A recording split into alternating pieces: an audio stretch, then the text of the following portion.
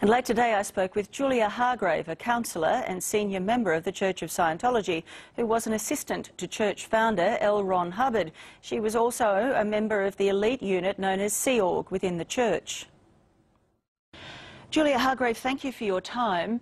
Your church stands accused of alarming, damning allegations of bullying, abuse, of human trafficking, among others. What is your response to those allegations? Well, I have been a member of the Church of Scientology for over 40 years. I have personally worked with L. Ron Hubbard and many of the current management people, and those are absolutely not my experience. One of the accusations last night was a woman was paid so little that she could not afford birth control pills and consequently got pregnant and was compelled to have an abortion. Yeah, I don't know that woman, and I know of no instance of that type of thing occurring. I can only speak of the organisation I work in here in Australia.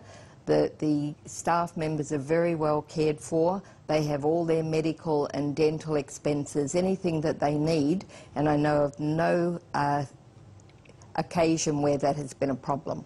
Let me get this straight. Are you qualified only to speak from your personal experience? Because we did ask for a spokesperson who could speak about the church as a whole, and we understood that you would be that spokesperson. Okay. I just don't know of that instance that you are discussing now with regard to birth control pills. What is it about Sea Org that would be repellent to children? It isn't that it's repellent, it's just they need to attend schools. We don't have all the facilities for large numbers of children, and so it's just more practical. But it's an individual choice. If they wish to have children, then they can do so. And yet a 14-year-old, Jordan Anderson, was recruited at that age to Sea Org, and as part of her recruitment process was asked whether she'd ever watched porn, a 14-year-old, whether she had ever had sex with animals. That is something I find very, very hard to believe. Absolutely. I know of no precedents on that. I do not believe that that is the truth, quite frankly. It's not part of our recruitment procedure at all.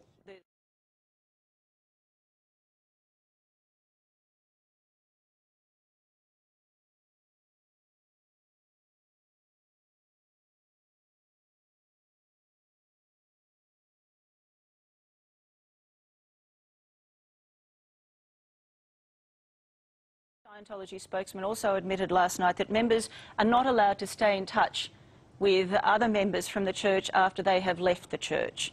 Do you not concede that that tears families apart? That's actually not a true statement, and I don't believe it's what Mr. Davis said exactly. Many people decide to leave the church, and they're very free to do so and stay in communication with other family members who are in the church. It's only if the person begins to attack the church. That's a different matter entirely. Given that some of the other allegations that your church is facing is of brainwashing, is it not open to us to believe that young Fiona Peachey was brainwashed by the church? That would be completely a false statement.